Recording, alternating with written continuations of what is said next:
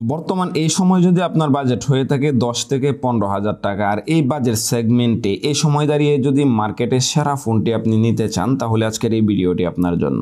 আজকের এই ভিডিওতে মূলত আমরা কথা বলবো 10 থেকে 15,000 টাকা বাজেট সেগমেন্টে সেরা 5টি স্মার্টফোন, যে স্মার্টফোনগুলোর ওভারঅল পারফরমেন্স ভালো, সেই সাথে ফোনগুলো দিয়ে আপনারা টুকটাক গেমিং, ফটোগ্রাফি, সেই সাথে লং টার্ম ইউজের জন্য বেস্ট একটি চয়েস হতে পারে। তো আপনারা দেখতেছেন এসএল টেক জোন। এখনো চ্যানেলটিতে নতুন হয়ে থাকলে অবশ্যই চ্যানেলটি সাবস্ক্রাইব করে পাশে থাকা বেল আইকনটি অন করে দিবেন, তাহলে আমাদের প্রতিটি ভিডিও নোটিফিকেশন সবার আগেই পেয়ে যাবেন। প্রথমে আমরা যে স্মার্টফোনটি নিয়ে কথা বলবো, আপনার বাজেট যদি হয়ে থাকে 12,000 টাকার আশেপাশে আর এই বাজেট সেগমেন্টে স্যামসাং এর একটি স্মার্টফোনকে নিতে চান, তাহলে যে ফোনটি এই সময় দাঁড়িয়ে সিলেক্ট করতে পারেন স্যামসাং গ্যালাক্সি F04। ফোনটির ওভারঅল কনফিগারেশন ভালো, ডিসপ্লেতে রয়েছে 6.5 ইঞ্চির IPS LCD একটি ডিসপ্লে যা ফুল HD+ রেজুলেশনের। ফোনটির প্রসেসর নিয়ে কথা বলতে গেলে মিডিয়াটেক Helio P35 একটি প্রসেসর রয়েছে। ফোনটির মেইন ক্যামেরাতে দুটি ক্যামেরা রয়েছে, 13 মেগাপিক্সেলের একটি ক্যামেরা, সেই সাথে 2 মেগাপিক্সেলের আরও একটি ক্যামেরা রয়েছে। এই ফোনটিতে সেলফি ক্যামেরা রয়েছে 5 মেগাপিক্সেলের। ফোনটিতে র্যাম রয়েছে 4GB, স্টোরেজ রয়েছে 64GB। ফোনটির ব্যাটারি ক্যাপাসিটি নিয়ে কথা বলতে গেলে 5000 mAh এর ব্যাটারি এই ফোনটিতে ইউজ করা হয়েছে। আগে আমরা এই ফোনটির প্রাইস নিয়ে কথা বলেছি। এই ফোনটির বর্তমান বাংলাদেশের অফিসিয়াল প্রাইস রয়েছে 12,000 টাকা। আর 12,000 টাকায় কিন্তু স্যামসাংয়ের এই ফোনটি আমাদেরকে বেস্ট একটা কনফিগারেশন অফার করতেছে, সেই সাথে এই ফোনটির ইউজার রিভিউ এখন পর্যন্ত ভালো। আমাদের মধ্যে যারা স্যামসাং লাভার রয়েছেন, স্যামসাংয়ের ভালো একটি ফোনকে কম বাজেট সেগমেন্টে নিতে চাচ্ছেন, তারা চাইলে কিন্তু এই ফোনটিকে সিলেক্ট করতে পারেন। এরপর আমরা যে স্মার্টফোনটি নিয়ে কথা বলবো সেটি ইনফিনিক্সের একটি স্মার্টফোন, ইনফিনিক্স হট 12। ওভারঅল দিক থেকে এই ফোনটি আমাদেরকে বেস্ট একটি কনফিগারেশন অফার করতেছে। ফোনটির বর্তমান প্রাইস রয়েছে 14,999 টাকা, অর্থাৎ 15,000 টাকা। 15,000 টাকা বাজেট সেগমেন্টে এই ফোনটি আমাদেরকে যে অফারগুলো দিচ্ছে সেই দিক থেকে বিবেচনা করলে মার্কেটের সেরা একটি ফোন এই ফোনটি হতে পারে। ফোনটিতে ডিসপ্লে রয়েছে 6.8 ইঞ্চি IPS LCD একটি ডিসপ্লে, যাতে রয়েছে 90 Hz রিফ্রেশ রেট।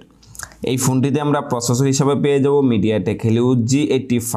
ফোনটির মেইন ক্যামেরা রয়েছে 50 মেগাপিক্সেলের। ফোনটিতে সেলফি ক্যামেরা রয়েছে 8 মেগাপিক্সেলের। র্যাম থাকবে 4GB, স্টোরেজ থাকবে 128GB। ফোনটির ব্যাটারি ক্যাপাসিটি নিয়ে কথা বলতে গেলে 5000 mAh এর ব্যাটারির পাশাপাশি ফোনটিতে রয়েছে 18 ওয়াটের ফাস্ট চার্জার।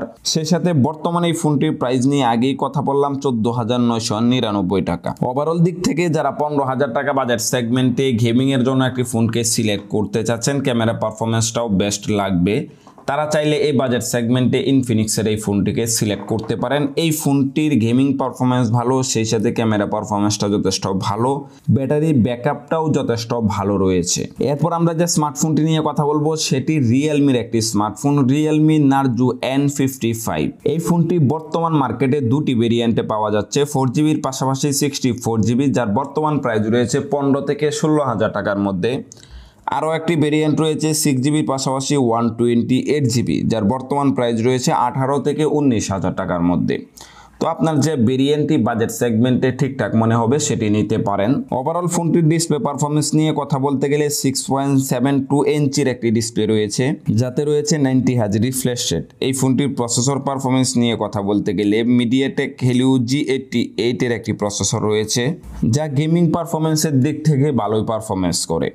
এই ফোনটির ক্যামেরা পারফরমেন্স নিয়ে কথা বলতে গেলে দুটি ক্যামেরার মধ্যে 64 মেগাপিক্সেলের মেইন সেন্সর রয়েছে, 8 মেগাপিক্সেলের সেলফি ক্যামেরা রয়েছে। ওভারঅল এই ফোনটির ক্যামেরা পারফরমেন্সটাও যথেষ্ট ভালো, ব্যাটারি ব্যাকআপ রয়েছে 5000 mAh, সেই সাথে চার্জিং ব্যাকআপটাও অবশ্যই 1 থেকে 1.5 দিনের মতো পেয়ে যাবেন। রিয়েলমির এই ফোনটি সিলেক্ট করার অন্যতম কারণ হচ্ছে এই বাজেট সেগমেন্টে এই ফোনটির প্রসেসর ভালো, ডিসপ্লে পারফরমেন্স ভালো, সেই সাথে এই ফোনটির ক্যামেরা পারফরমেন্সটা যথেষ্ট ভালো রয়েছে। ওভারঅল দিক থেকে যারা রিয়েলমি লাভার কম বাজেট সেগমেন্টে ভালো একটি ফোনকে নিতে চাচ্ছেন, তারা চাইলে এই ফোনটিকে দেখতে পারেন। এরপর আমাদের সিলেক্ট লিস্টে থাকা টেকনোর একটি স্মার্টফোন রয়েছে এই সময়ে বাজেটে সেরা একটি ফোন, সেই ফোনটি হচ্ছে টেকনো স্পার্ক 10 Pro। এই ফোনটির ওভারঅল কনফিগারেশনের দিকে যদি আমরা লক্ষ্য করি, তাহলে ফোনটিতে ডিসপ্লে রয়েছে 6.8 ইঞ্চির IPS LCD একটি ডিসপ্লে, যাতে রয়েছে 90 Hz রিফ্রেশ রেট। এই ফোনটির প্রসেসর পারফরমেন্স নিয়ে কথা বলতে গেলে মিডিয়াটেক Helio G88 এর একটি প্রসেসর রয়েছে। ফোনটির মেইন ক্যামেরা নিয়ে কথা বলতে গেলে 50 মেগাপিক্সেলের ক্যামেরা পেয়ে যাব, সেই সাথে ফোনটিতে সেলফি ক্যামেরা রয়েছে 32 মেগাপিক্সেলের। ফোনটিতে র্যাম রয়েছে 4GB, স্টোরেজ থাকবে 128GB। এই ফোনটির ব্যাটারি ক্যাপাসিটি নিয়ে কথা বলতে গেলে 5000 mAh-এর ব্যাটারি এই ফোনটিতে রয়েছে, সেই সাথে চার্জিং হিসাবে রয়েছে 18 ওয়াটের ফাস্ট চার্জার। আর এই ফোনটির বর্তমান বাংলাদেশের অফিসিয়াল প্রাইস রয়েছে 15,690 টাকা, অর্থাৎ 15,500 টাকা। 15,500 টাকায় কিন্তু এই ফোনটি আমাদেরকে বেস্ট একটা কনফিগারেশন দিচ্ছে। গেমিং এর পাশাপাশি এই ফোনটির ক্যামেরা পারফরমেন্সটাও ভালো, যারা আসলে সেলফি লাভার রয়েছেন তাদের জন্য এই ফোনটি ভালো পারফরমেন্স করবে। তো টেকনোর এই ফোনটি কিন্তু এখন পর্যন্ত আমরা ইউজার রিভিউটা যথেষ্ট ভালো পাচ্ছি, যার জন্য আমাদের এই ফোনটি সিলেক্ট লিস্টে রাখা হয়েছে। এরপর সর্বশেষ আমরা যে স্মার্টফোনটি নিয়ে কথা বলবো, অনেকেই হয়তো ভাবতেছেন যে সকল ফোনগুলোর মধ্যে আমরা রেডমির কোনো ফোন এখন পর্যন্ত রাখতে পারিনি। তো রেডমির ফোনটা কিন্তু আমরা নাম্বার 1 সিলেক্টে রেখেছি ওভারঅল দিকগুলোকে বিবেচনা করে। ফোনটি হচ্ছে রেডমি 11 প্রাইম। ওভারঅল এই ফোনটির কনফিগারেশন নিয়ে যদি আমরা কথা বলি, তাহলে ফোনটিতে ডিসপ্লে রয়েছে 6.58 ইঞ্চির IPS LCDর একটি ডিসপ্লে, যাতে রয়েছে 90 হার্জ রিফ্রেশ রেট। ফোনটিতে প্রসেসর রয়েছে MediaTek Helio G99। আর এই ফোনটির ক্যামেরা সেটআপ নিয়ে কথা বলতে গেলে ট্রিপল ক্যামেরা সেটআপ এই ফোনটিতে রয়েছে, যার মেইন সেন্সর রয়েছে 50 মেগাপিক্সেলের। 8 মেগাপিক্সেলের একটি সেলফি ক্যামেরা রয়েছে। ফোনটির ব্যাটারি ক্যাপাসিটি নিয়ে কথা বলতে গেলে 5000 mAh-এর ব্যাটারি এই ফোনটিতে রয়েছে, সেই সাথে এই ফোনটির ব্যাটারি ব্যাকআপটাও কিন্তু যথেষ্ট ভালো রয়েছে, যার জন্য এই ফোনটিকে নাম্বার 1 সিলেক্টে রাখা হয়েছে। এখন যদি আমরা এই ফোনটির প্রাইস নিয়ে কথা বলি, তাহলে 4GBর পাশাপাশি 64GB ভেরিয়েন্টের বর্তমান প্রাইস রয়েছে 14 থেকে 15,000 টাকার মতো।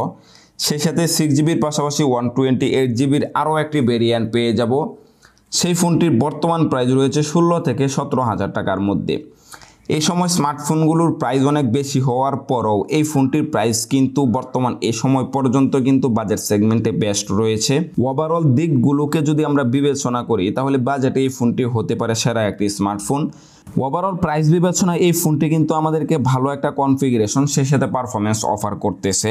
এই ফোনটির ডিসপ্লে পারফরমেন্স যেরকম ভালো, সেই সাথে এই ফোনটিতে প্রসেসর রয়েছে MediaTek Helio G99, যা গেমিংয়ের দিক থেকে ভালোই পারফরমেন্স করে।